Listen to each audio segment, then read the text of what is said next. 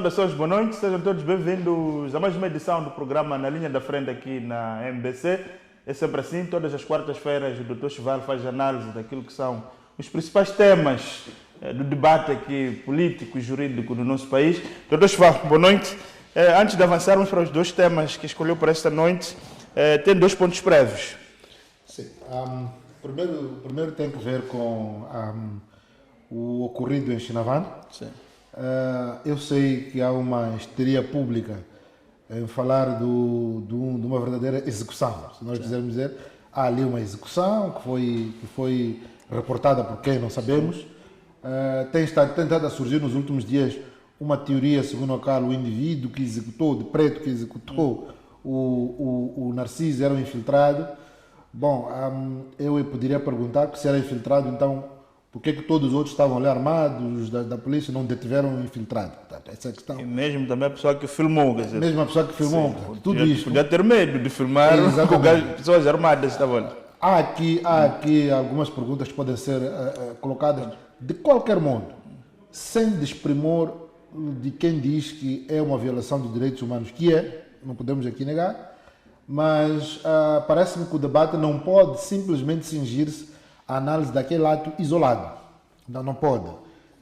Temos também que reconhecer que é um indivíduo que era procurado pelo CERNIC, Interpol inclusivamente, e portanto, a partir daí, esta análise tem que também incluir este histórico criminal que se diz conhecer dele. Isto não significa justificar uma execução desta natureza. De qualquer modo, eu sufrago a tese de quem acha que as coisas não deviam ocorrer como ocorreram. Portanto, que houve uma execução, que é um mau exemplo e que tem que haver responsabilização ao nível da polícia. Mas também não quero ignorar aquelas vozes que aparecem a dizer que estamos perante um indivíduo altamente perigoso que, eventualmente, se escapasse naquela circunstância, alguns dos polícias podiam ser as suas vítimas prediletas. Portanto, é um daqueles casos que alguém é preso por ter cão e por não ter. Portanto, é uma situação. Mas também tem a questão da perspectiva das vítimas. Quero-me parecer, não querer de facto sufragar a tese ou defender aquela tese de bandido mau e bandido morto, mas também temos um pouco essa questão das organizações. Qual é a análise que faz de todas essas organizações quando aparecem, digamos assim, a vociferar sobre esse tipo de situações, mas sem ver a perspectiva das vítimas, daquilo que se fala, dizem que esse indivíduo aterrorizava aquela zona, ameaçava pessoas, violava mulheres, não tinha respeito, digamos assim, com relação às pessoas. E isso também temos que ouvir também as vítimas, não é por isso? Claramente. O papel das organizações da sociedade civil, e não só, não é apenas de fazer uma análise episódica de um caso. Portanto, me parece que é incompleto. Temos que olhar também para as vítimas. Nunca podemos pensar que tudo o que as vítimas passaram é irrelevante. Mas também não estou a dizer que temos que aprovar a justiça privada. Não é isso que eu estou a dizer. Naquele caso até nem é justiça privada, portanto eram indivíduos, são agentes do em Estado. princípio agentes do Estado, portanto é responsabilidade do Estado, também podemos falar de justiça privada. De qualquer modo, é papel, e eu reconheço o papel das organizações da sociedade civil, de se colocarem contra determinados comportamentos, sobretudo quando sejam agentes do Estado, via a Bastonária de Ordem dos Advogados, que apareceu também. Mas é importante que essas mesmas organizações da sociedade civil também deem uma palavra de conforto às vítimas. Portanto, é um pouco o que nós vimos nas manifestações. Hoje em dia, quando se fala das manifestações de 2024, um pouco até 25, dá-se muito acento tónico às vítimas. Houve 400 vítimas. Baleados. Mas ninguém fala daqueles que foram mortos, polícias que foram mortos, que também são cidadãos, de qualquer modo, que foram mortos no âmbito da chamada justiça privada. Portanto, eu acho que... Pessoas que viram também os seus bens queimados, saqueados, destruídos. Há pessoas que perderam emprego. Faliram, há muita gente que faliu também. Não é apenas... não é avisado a aparecermos apenas a nos posicionarmos quando o assunto diga respeito a algo que provavelmente dê para parangonas em jornais. Portanto, é importante, mais do que isso, também nos posicionarmos do lado das vítimas. Então, temos que perceber isso. Eu não estou a dizer que o indivíduo devia ser executado, até porque depois perde-se a possibilidade de algumas vítimas serem ressarcidas, serem indemnizadas, o indivíduo ser julgado. Ou mesmo colaborar, a questão da teia criminosa que ele exatamente. Não se sabe que se ela agia por conta própria, tinha outros... E o Procurador-Geral da República tem estado a falar dos tentáculos do crime organizado dentro da polícia e de outros órgãos da administração da justiça. Portanto, era importante que este indivíduo fosse levado a julgamento. De qualquer modo, não basta apenas dizermos que a polícia agiu mal. É preciso também darmos uma palavra de alento às vítimas. Só pena de estarmos a colocar-nos apenas num dos lados. É como se dizia, há tantos comunicados sobre as manifestações, ninguém diz que, olha, houve empresas que fecharam, houve pessoas que perderam emprego, houve pessoas que decidiram deslocar os seus investimentos para outros sítios. Portanto, tudo isto conta. Portanto, não podemos ser parciais nesta análise que fazemos. A segunda questão do Dr. Cheval, o ponto para o Dr. Cheval faz parte de alguma câmara escura de ensaios. O decano Moiane rebateu a sua tese em relação aos 7 anos. Isso é uma opinião pessoal? Estou a ensaiar algum sítio? Como é? Não, eu assisti à apresentação do nosso mais velho Moiane, naquele seu estilo que diz, bom, estamos habituados, indivíduos serem colocados numa sala, fazer. Não, felizmente não é.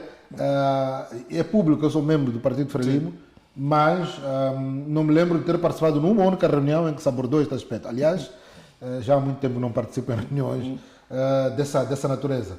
De qualquer modo, é sempre no âmbito da abertura que a COTE fez para os cidadãos poderem debitar as suas opiniões a esse respeito. Portanto, aproveitamos este espaço que foi colocado. Até porque este debate não começa hoje. Eu disse outro dia que eu comecei este debate no ano passado, até sido em junho que eu levantei a questão dos 7 anos. E nessa altura nem era tanto no quadro do que a COTE está a fazer hoje.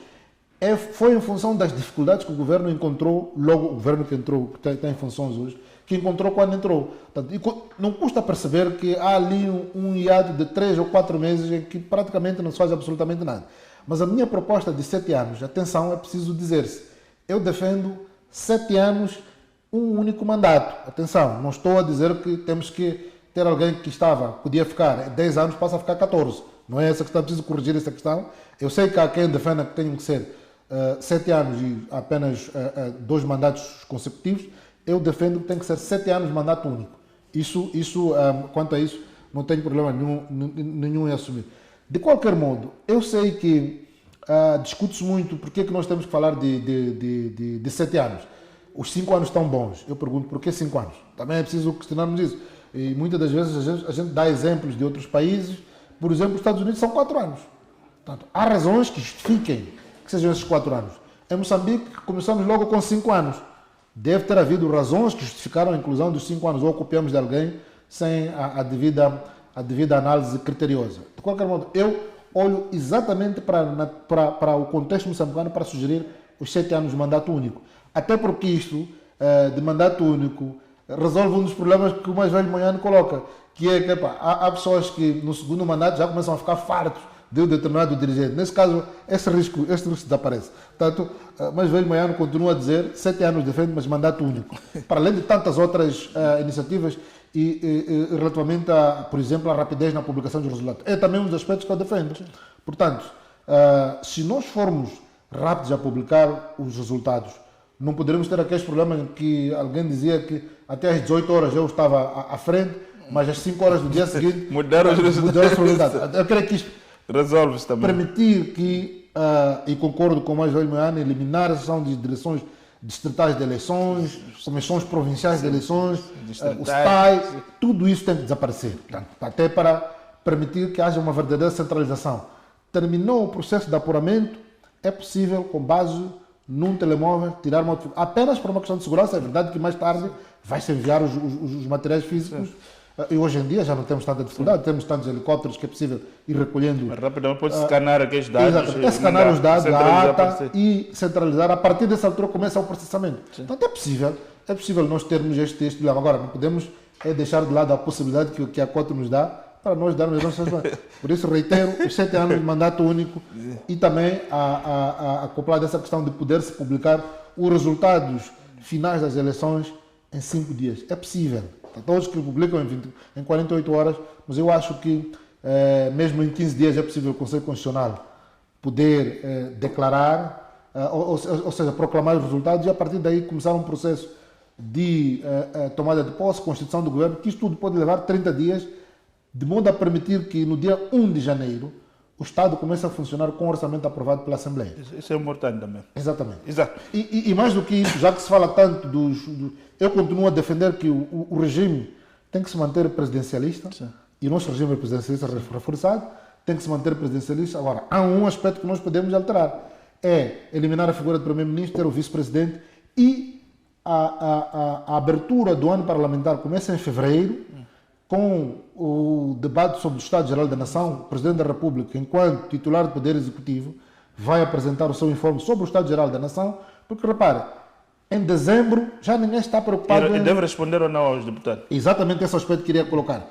Não só mudamos a data de dezembro para fevereiro, quando inicia efetivamente o ano parlamentar, com férias apenas de um mês. Portanto, o Parlamento tem que estar em funcionamento de fevereiro até dezembro. E nessa altura não precisamos de convocar sessões extraordinárias do plenário. Portanto, as comissões de trabalho continuam a funcionar, porque muitas das vezes nós temos, imagina agora o Governo, a cada terça-feira não tem aprovado propostas de lei para submeter. Sim. Temos que ficar à espera das sessões ordinárias ou às vezes são questões de urgência para... Não. Nós temos um sistema em que o Parlamento funciona durante praticamente... Como todos os órgãos de soberania. Como todos os órgãos de soberania. Portanto, se temos alguém que recebe salário, por que um deputado só pode trabalhar... É verdade que agora dizem que está em reuniões nos círculos eleitorais, mas nós temos que ter uma possibilidade de dizermos o Parlamento funciona de fevereiro a dezembro. Pode ser que numa semana haja visitas aos jornadas parlamentares, comissões de trabalho. E marcamos uma plenária, por exemplo, sem necessidade daquele paleio todo de discurso, de abertura, de encerramento. Não. O discurso de abertura é, no princípio das sessões, quem faz o chefe de Estado, e no fim é o Presidente da Assembleia, o chefe das bancadas, que fazem o discurso de encerramento. E assim evitamos aquele folclore todo e temos esse período todo as pessoas a trabalhar efetivamente, porque recebem para isso, com o mês de férias. E depois, por ser titular do Poder Executivo, que está a colocar-se perante o Poder Legislativo, o informe sobre o Estado-Geral da Nação deve ser objeto de debate de pelo menos 48 horas. Portanto, o Presidente tem que estar ali disponível para ouvir o que é que os representantes do povo, no caso os deputados, têm sobre as suas ideias. Portanto, não podemos ter alguém que é titular do Poder Executivo cujas ideias não são objeto de debate. Mandamos para lá o Primeiro-Ministro e são os auxiliares, ou nesse caso os ministros que para lá vão, que defendem. Não, nós queremos que seja o próprio titular do Poder Executivo, o Presidente da República, a responder às perguntas do deputado. Creio que assim tornamos o processo muito mais democrático. Exato. Dr. Chival, vamos avançar então para o primeiro tema. Também emerge um pouco deste debate político parlamentar. Mais uma vez o Podemos no centro do debate. O Conselho Constitucional pronunciou-se na sequência da resolução do Parlamento que tacitamente demitiu o anterior vice-presidente, proposto pelo Podemos e eleito pelo Parlamento. E, em seu lugar, o Podemos indicou uma outra figura para ocupar este lugar. O entendimento do Conselho Constitucional é que aquela resolução enferma de vícios insanáveis. Por essa razão, digamos, numa linguagem muito simples, que não é juridiquês, dizer que devolver a situação anterior. Essa resolução não existe, o senhor John continua vice-presidente. Qual a análise faz com relação a essa questão? Bom, há muito debate sobre essa questão. Há muito debate desde ontem, da parte da tarde de ontem, sim, em que emergem alguns que dizem que isto é um cartão vermelho para a Assembleia da República, outros acham que alguns deviam ter vergonha dos deputados. Eu acho que não. O Conselho Constitucional existe justamente como um dos mecanismos de checks and balances. Portanto, a Assembleia da República tem esse poder de legislar, de tomar as suas decisões, mas sem embargo das mesmas serem objeto de escrutínio por outros órgãos, nomeadamente o Conselho Constitucional. Portanto, não acho que os deputados devam se sentir minimizados, devam se sentir tristes, devam se sentir envergonhados por conta disto. Portanto, é um processo normal, faz parte do próprio processo democrático em que um órgão entende que agiu da melhor maneira possível e um outro acha, e enfim, é o guardião da nossa legalidade e Constituição, achou que tinha que ser de outra forma. Portanto, é um processo dinâmico, não podemos olhar isto como um problema grave. Aliás, é necessário que comece a ser normal que, por exemplo, o Conselho Constitucional declare, por exemplo, inconstitucional um ato do chefe de Estado, um ato da Assembleia da República. Já fez no passado, né? Eu lembro do presidente Guebuza, já quando tirou a Exatamente, autoridade da função pública. Autoridade Nacional da Função Pública. Portanto, tem que ser normal, ninguém morreu por causa disso. Portanto, corrigiu-se um problema. Hoje em dia, a Assembleia da República é confrontada com uma situação dessa, ninguém vai morrer, ninguém torna-se menos importante, ninguém torna-se, usando a expressão burro, porque tomou essa decisão. Isso vai acontecer várias vezes. Aliás, até porque o direito não é uma ciência unânime. Exatamente, não é uma cooperativa de raciocínio. Sim. Nós aqui já criticamos a decisão do Conselho Constitucional relativamente à questão de saber se o Presidente da República pode ou não exercer a questão de funções públicas ou privadas. Criticamos, portanto, não é pelo simples facto. Agora, nós temos que nos conformar. Há uma decisão do Conselho Constitucional, é definitiva e executória, não há mais espaço para isso. Então, é um respeito. O simples facto de respeitar-se uma decisão não significa que devamos concordar, podemos ter outra opinião. Mas neste caso, em apreço, eu creio que o debate também tem que situar-se a dois níveis. Sim. Numa perspectiva política, eu compreendo o porquê que o Podemos achou que o deputado John tinha que cessar.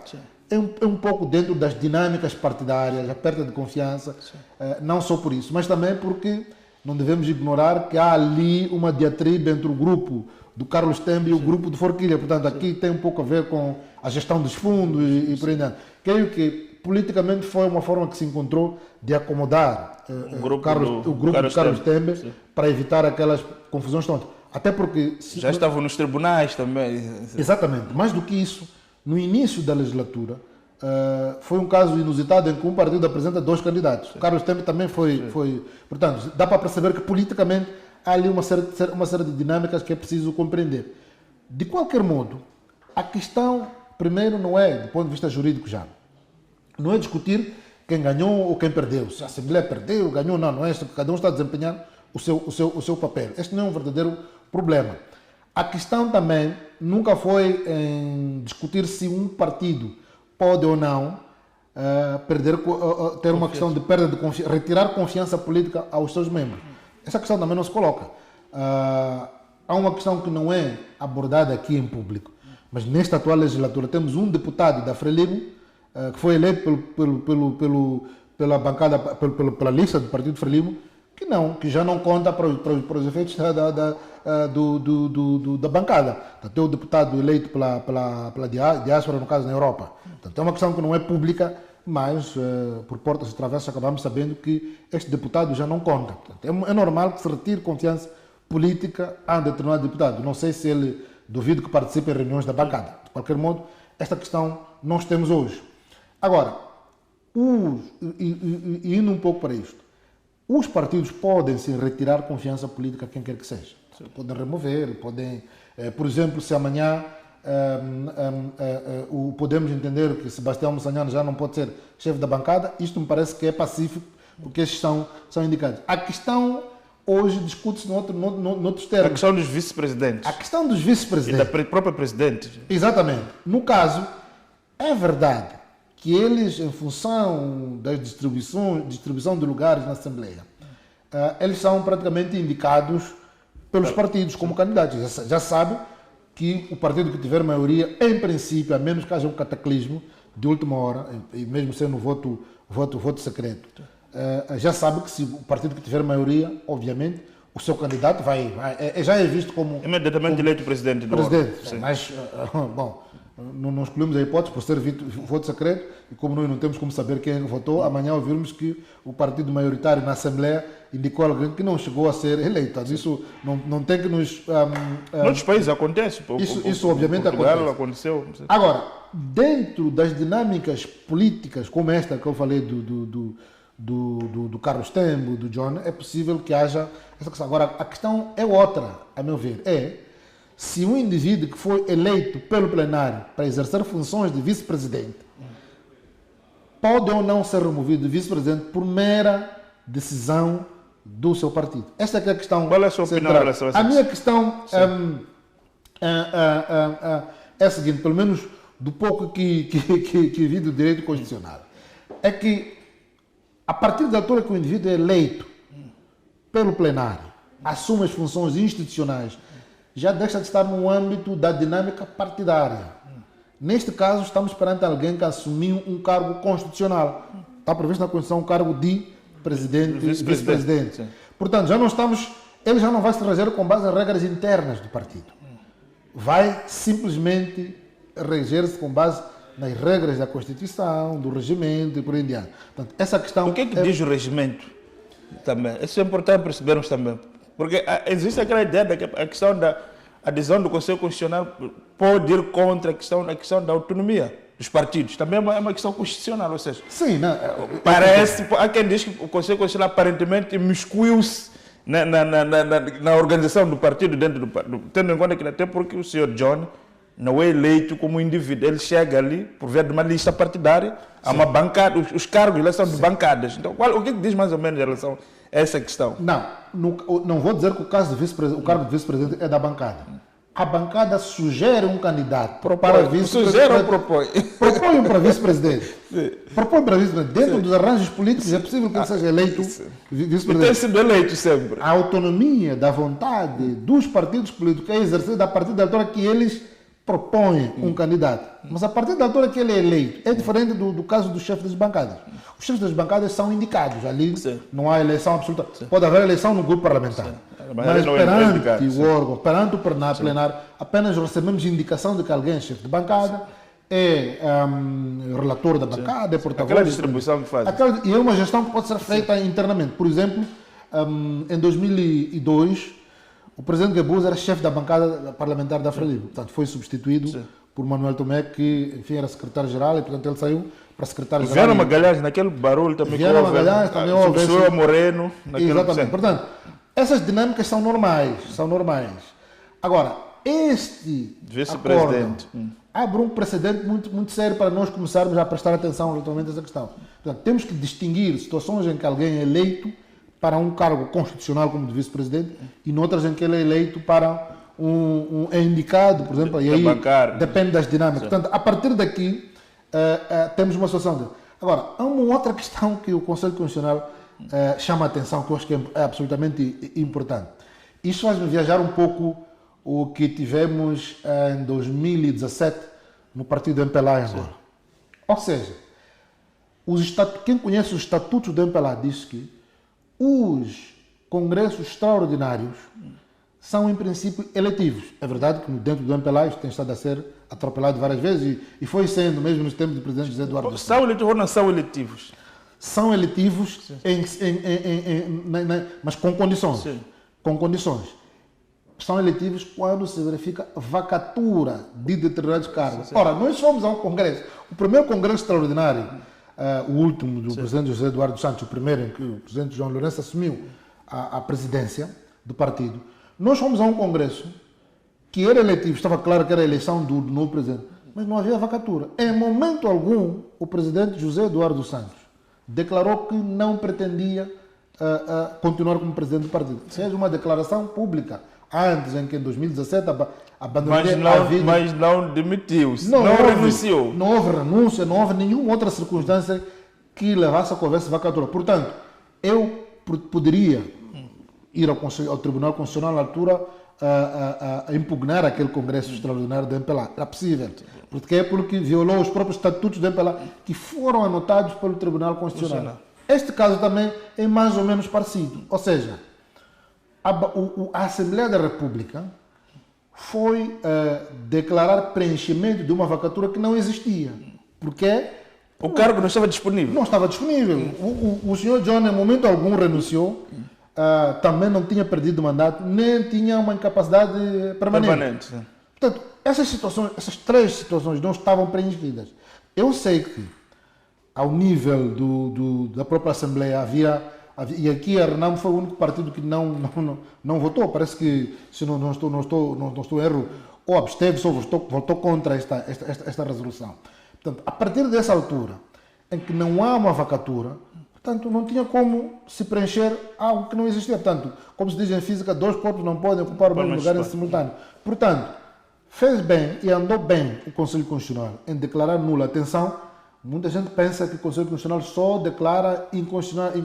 As resoluções dos órgãos. As resoluções dos órgãos. Decisões do Conselho de Ministros. Exatamente. Declarou nulidade. Portanto, todos os efeitos fazem repercutir, embora, para mim, tenha tomado uma cautela que me parece que garante a segurança jurídica, que é salvaguardar todos os atos praticados pelo vice-presidente Carlos Temer enquanto esteja lá, senão estaremos aqui numa situação extremamente complicada do ponto de vista de continuidade de segurança, continuidade institucional e segurança jurídica. Portanto, é importante nós percebermos que, por um lado, existe a possibilidade dos partidos exercerem tal autonomia de vontade, mas ela tem limites. E, neste caso, uma vez alguém eleito pelo plenário, portanto, a questão não é se os partidos podem ou não proceder a alterações, podem, mas há requisitos, há condições.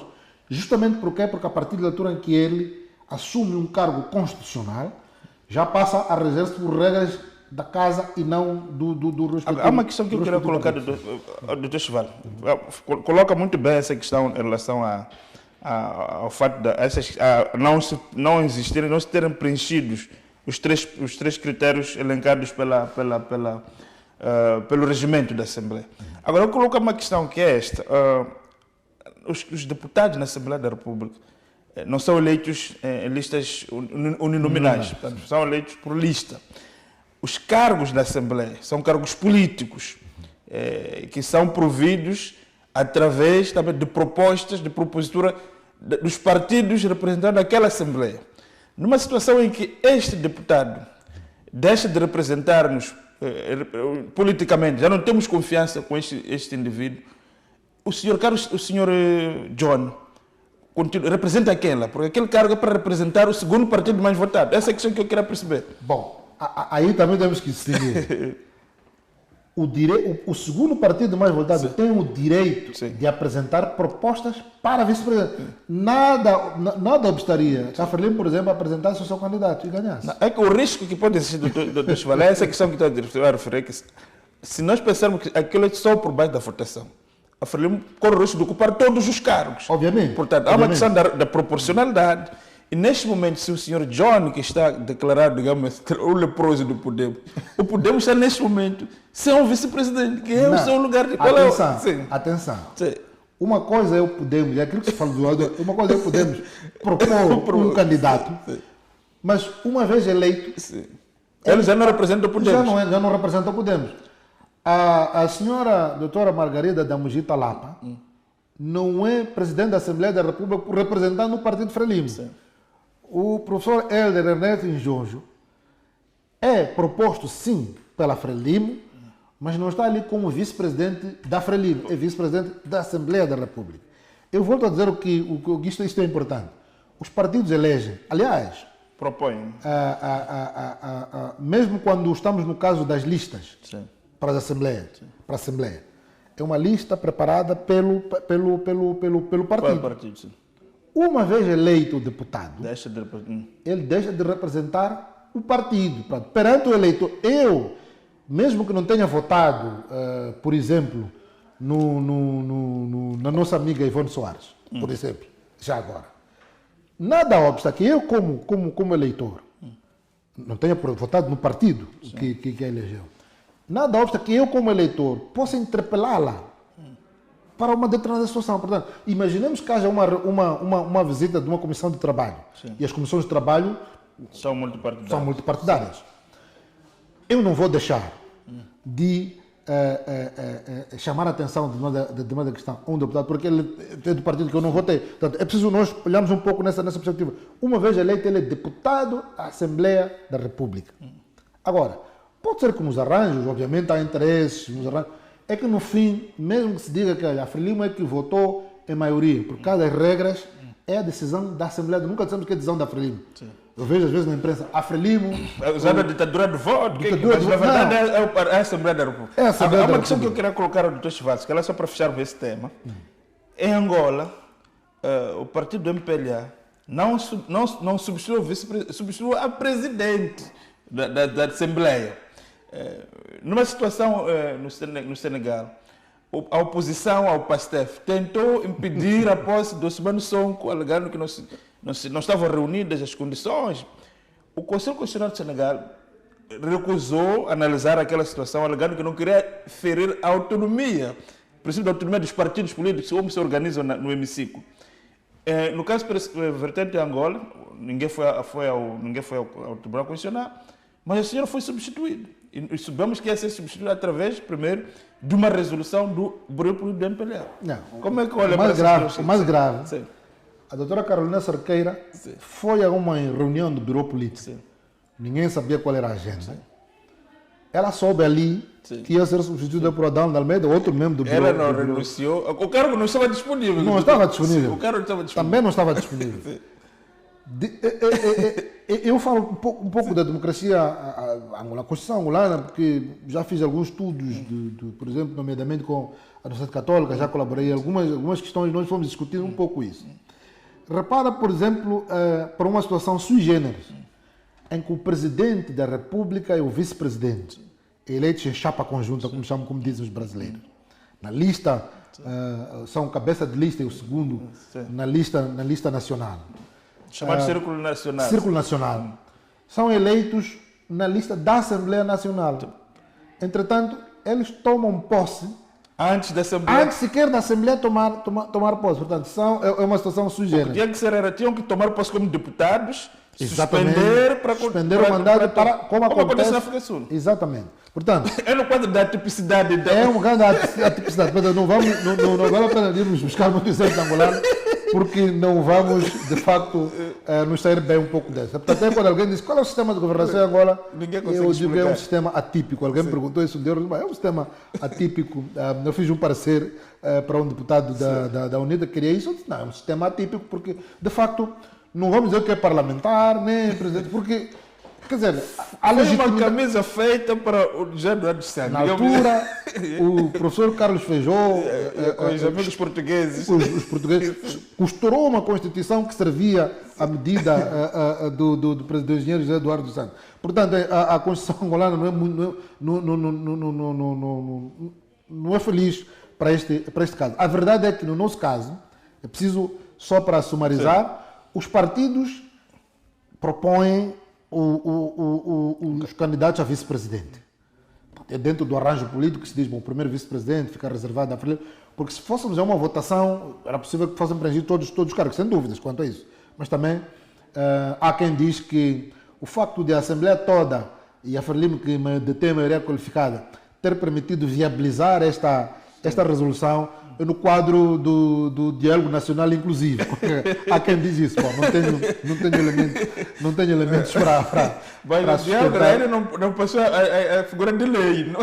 Não, mas tem estado a propiciar algumas decisões.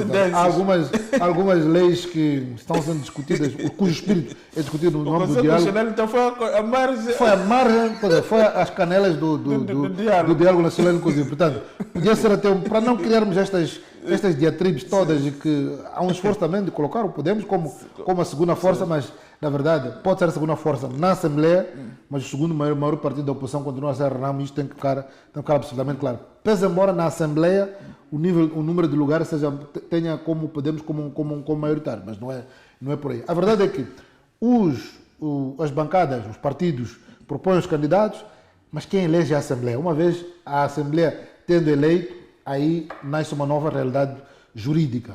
Logo, se não estiverem preenchidos aqueles requisitos de vacatura, de incapacidade permanente ou da perda de mandato, não há como. Só para fazer outra provocação, nessa situação, uma situação acadêmica, estamos aqui numa hipótese académica, a Assembleia decide fazer uma revisão do regimento, acrescentar ali uma linha que diz também perda de confiança no partido e volta a eleger. Como isso funciona ou não? Bom, aí já temos que ver a questão da sucessão das leis do tempo. Há quem aproveita novas É a leis. questão do princípio da impessoalidade. Tem pessoalidade, da retroatividade, tanto o indivíduo foi ali. Fizeram uma lei para atingir. Quer dizer, podemos discutir um pouco em termos disso, o caráter geral e abstrato das normas, portanto, podemos. Mas para mim a emenda seria pior que soneca. Há que deixar o homem pelo menos. Deixa o homem por ali, o homem de Montepuez, quem conheci também lá mesmo em Montepuez, que continue por mais algum tempo. Na verdade, o presidente é a senhora Margarida da Mugita Lapa. Ela já tem segundo, portanto, na ausência não há o risco de tomar as rédeas da instituição. Tem que haver uma catástrofe geral ao nível do Partido Frelimo. Portanto, acho que. Não pode se adiar, não pode não se reunir também. Quem convoca a sessão da Assembleia. Havendo o risco de ser o segundo vice, adiamos. Eu lembro-me, a uma dada altura, havia um vice-presidente na Assembleia. Por acaso, foi Viano Magalhães, já foi Viano Magalhães. Não, por acaso até era do Partido Frelimo. Creio que foi na legislatura de 2015 a 19. Antônio José Amélia, Sim, creio que é isso, que na ausência da presidente Verônica, ele próprio podia conduzir aquela sessão, mas ele sentia-se não preparado para... Achou melhor houve esse episódio. Sim, houve esse episódio. É um então... pouco disto também. Exato, parece ambicioso esse quadro, é melhor é preservar. Então, doutor Chival, vamos obedecer então o nosso intervalo nesta conversa animada. Voltamos então na segunda parte, onde vamos discutir também outra questão, que é a questão da organização das empresas públicas em Moçambique. Há uma discussão para qual é a importância, se serve para jobs for the boys, se é mesmo empresas que devem servir o interesse público. Então, não sei daí, voltamos em instante. Até já.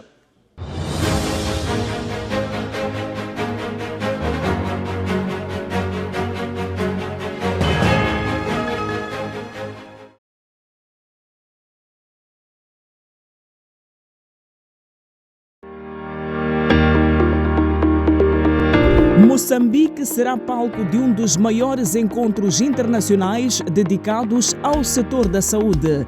A Mozambique Medical Expo 2026, segunda edição.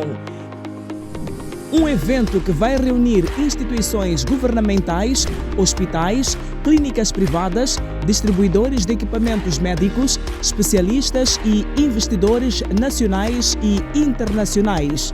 Uma verdadeira plataforma de exposição, debate, inovação, investimento e networking, promovendo novas oportunidades e parcerias para o desenvolvimento do setor da saúde em Moçambique. Nos dias 28 e 29 de outubro de 2026, no Hotel Glória. Uma parceria Saluten e Grupo MBC, parceiros de mídia. Parceiro institucional, Governo de Moçambique. Parceiros.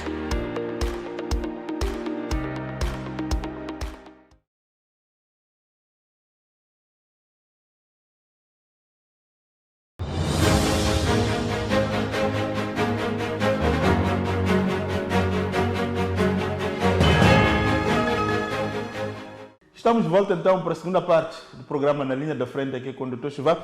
Dr. Chival, nesta segunda parte vamos olhar também para um outro tema que levanta muitas discussões e é também um fator de fricção entre o governo e o Fundo Monetário Internacional, que é a questão das empresas públicas. E o FMI tem repetido sempre dizer que as empresas públicas continuam a representar um grande risco fiscal, tendo em conta que muitas vezes o próprio Estado é chamado a tapar buracos lá dessas empresas. Qual é a opinião que o Dr. Chival olha para essas empresas? São uma solução para o desenvolvimento ou são realmente um risco para as finanças públicas no país? Bom, quem lê um pouco a literatura das finanças públicas, direito financeiro, e mesmo do direito econômico... Dr. César Franco. Sim, nosso famoso... De boa memória. Exatamente, César Franco. Há de perceber qual é o papel das empresas públicas.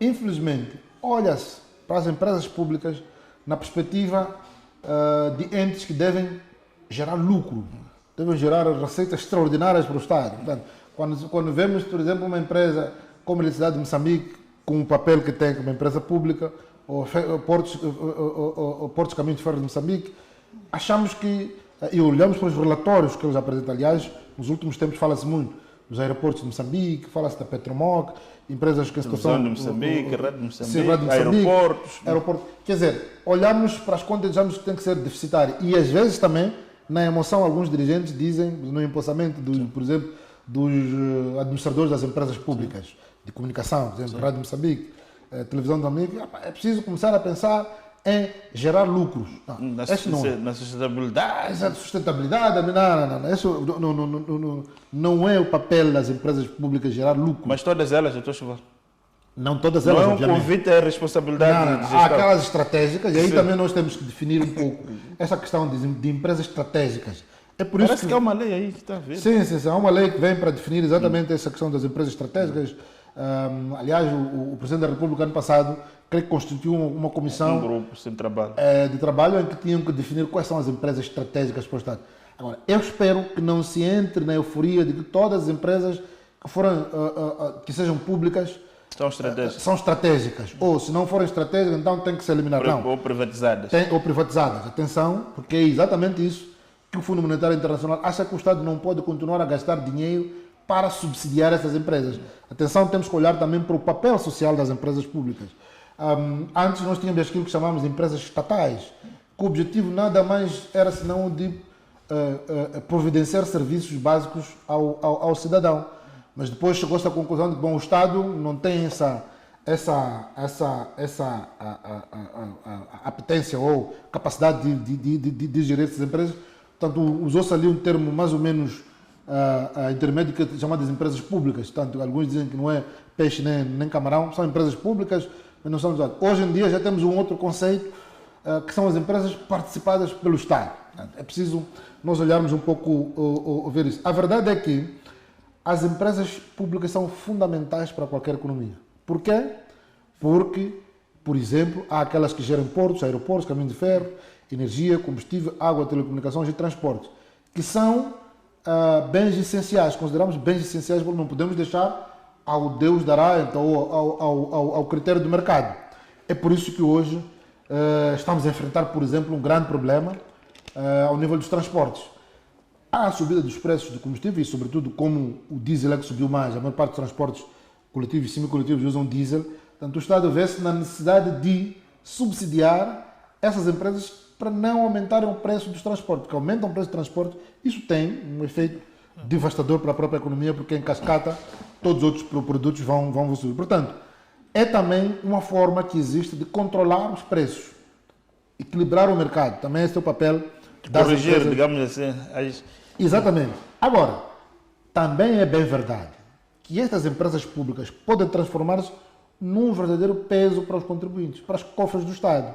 Portanto, as suas perguntas, quando uma empresa como Aeroportos de Moçambique está numa situação deficitária, mesmo a LAM, por exemplo, que é uma empresa do setor empresarial do Estado, que é um setor maioritariamente detida pelo Estado.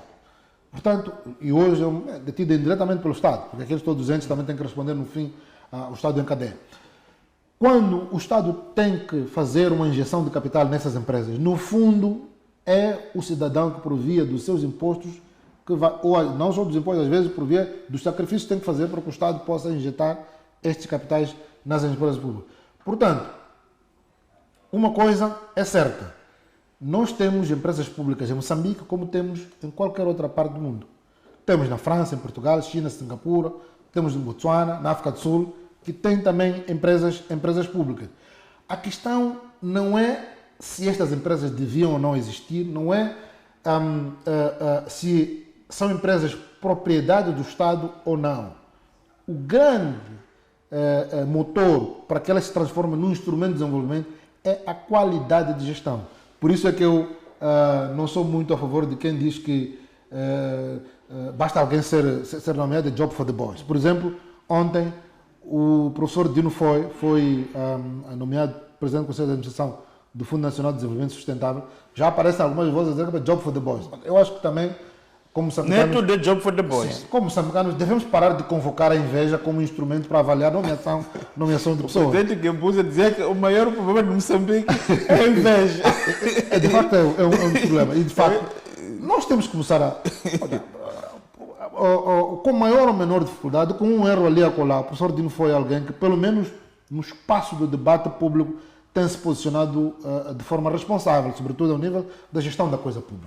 Portanto, eu quero também destacar esse facto. Espero que, com a gestão dele, por aquilo que nos tem mostrado aqui fora, possa ser um incentivo para ir buscar mais fundos que provavelmente não existam hoje no Fundo Nacional de Desenvolvimento Sustentável para alavancar efetivamente o nosso próprio desenvolvimento.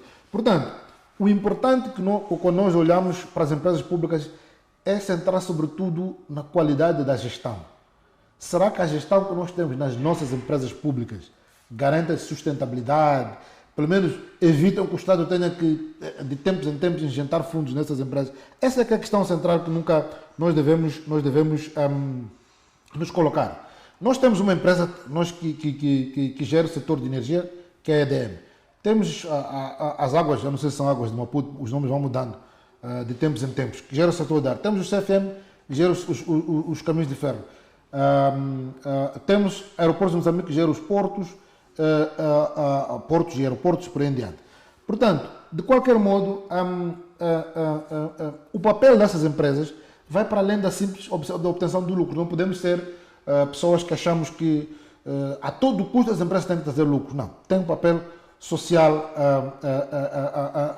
a desenvolver. E a solução não é, se uma empresa está deficitária, vamos privatizar. Não podemos ter isso. Nós já tivemos várias empresas, hoje todo mundo fala da Amabor, uma série de empresas que nós aqui tivemos. Há quem diz que elas foram privatizadas por conta também das imposições das instituições de Bretton Woods.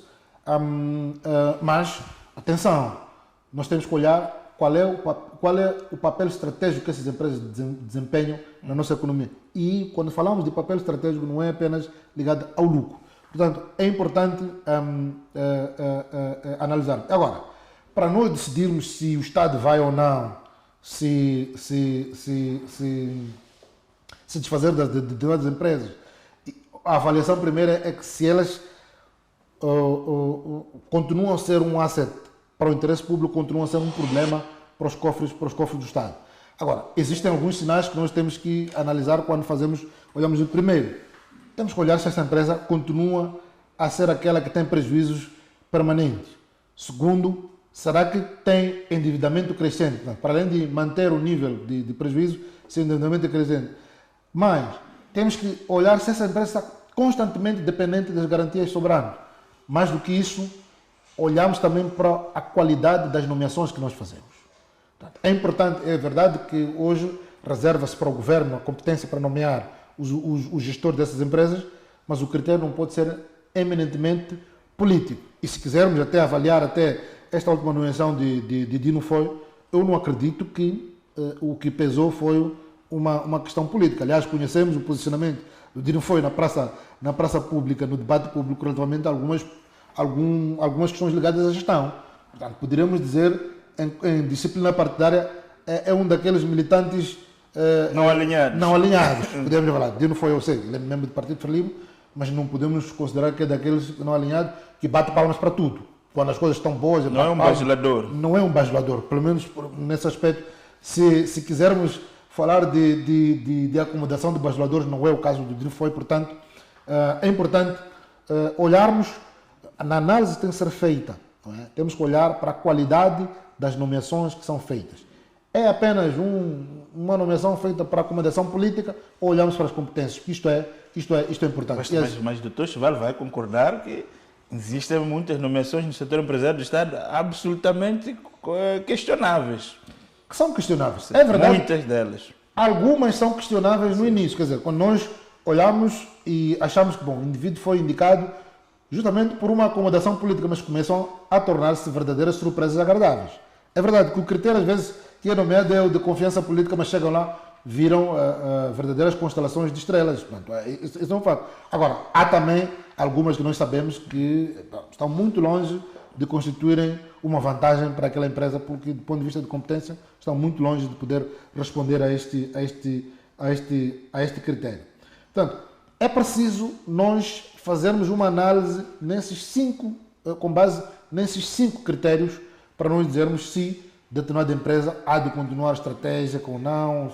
Portanto, isto é importante. De qualquer modo, eu coloco o acento tônico na questão relativa à qualidade das indicações que são feitas para as empresas. Agora, isto porquê? Porque o Estado não pode continuar a ser ad eterno um ente que vai tapar os buracos das empresas. Portanto, nem sempre, como falámos na semana passada, relativamente à LM, não sendo uma empresa pública, mas uma empresa maioritariamente detida pelo Estado, às vezes o importante é mesmo nós olharmos para a qualidade da gestão. Quem são os gestores que lá estão? Porquê? Porque, no fim, quem paga estes suprimentos, entre aspas, que o Estado faz para essas empresas, é o cidadão que, em última análise, quer ver a sua situação melhor colocada. Portanto, o que é que fazem as empresas públicas nos países bem-sucedidos? Que nós não temos aqui situações em que nós podemos Eu podia dar alguns exemplos, não é? Primeiro é Singapura, a Noruega, já falamos tanto da Noruega, e do Botsuana, para não dizer que não falamos de África, nós temos vários exemplos de gestão de empresas públicas. Porque, em primeiro lugar, que nesses países as empresas públicas obedecem a regras muito rigorosas. Os administradores são escolhidos exatamente por via da competência. É concurso público. Há uma vaga numa empresa pública, abre-se concurso público e quem concorre é selecionado apenas se corresponder aos critérios de competência que são determinados. Depois, também definem-se metas objetivas para cada um desses gestores. E isto, obviamente, leva a que haja uma rigorosa prestação de contas e permite-se também que haja chamadas auditorias independentes. Não é só depender do ministro de tutela. Portanto, isto é importante. Mais do que isso, há uma separação entre a gestão política e gestão empresarial. São colocados nestes cargos verdadeiros gestores. Portanto, não se está a olhar para essas empresas para acomodar um amigo, um camarada, alguém que nos ajudou nisto, naquilo. Simplesmente a olhar para o papel estratégico dessas empresas na melhoria do bem-estar social.